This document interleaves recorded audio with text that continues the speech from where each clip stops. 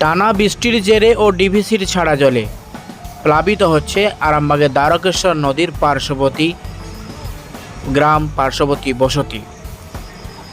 সেই ছবি আমরা দেখাচ্ছি। দেখুন, মানুষের বাড়িতে বাড়িতে জল ঢুকে গেছে। যেখানে থাকতেন সেই বাড়ির বসত বাড়িতে জল ঢুকেছে। আশ্রয় নিয়েছে তারা বাঁধের ওপর। আমরা সেই ছবি দেখাচ্ছি। আতঙ্কের ছাপ তাদের চোখে মুখে। আতঙ্কের মধ্যে আছেন। এরপরেও যদি জল বাড়ে, যদি ডিভিসি জল ছাড়ে, তাহলে কি হবে? আতঙ্কের মধ্যে আছে এই গ্রামবাসী বসতি। আমরা সেই ছবি দেখাচ্ছি। দেখুন বিস্তারিত কি বলছেন তারা, সেই আতঙ্কের মধ্যে থেকে কি বলছেন আমরা শোনাবো। হ্যাঁ, জল ঢুকেছে। কিসের জল এটা? এটা বন্যার জল। কোথায় আছেন এখন? এই তো তিরপলে। তিরপল খাটিয়ে? হুম, পৌরসভা থেকে খাবার দাবার দিবে। ব্যবস্থা করেছে? করবে দিয়েছে আপনাদের? না, এখন যায়নি, দিবে বলে। দিবে বলে গেছে।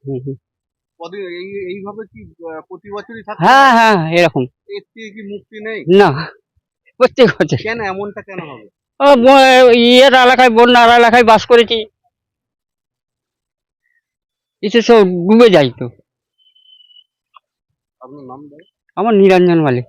এই কিছু আছেন এখন? আমরা বাঁধে আছি। বাঁধে কেন? বাড়িতে কি জল? বাড়িতে বাড়িতে বাকুলে সব জল ঢুকে গেছে, দুয়ারে কানায় কানায় জল। আর জল কমতে শুরু করতে কলগুলো কি আছে? কল সব ডুবে গেছে। কল কল কোনো জেগে নেই। আমরা পরে পরে পরে কল থেকে যে জল নিয়ে আসছি আমাদের বাবু সরকারের পাড়া থেকে। পৌরসভা থেকে কিছু ব্যবস্থা না, এখন কিছু করে না। এখন কিছু কিছু ইয়ে করে না, করবে না যে। আপনারা বাড়িতে বাঁধে আছেন, খাবার দাবার না না, এখন কিছু কিছু কিছু করে না, কিচ্ছু করে না এখনো। দেয়নি? না, এখনো কিছু দেয় না।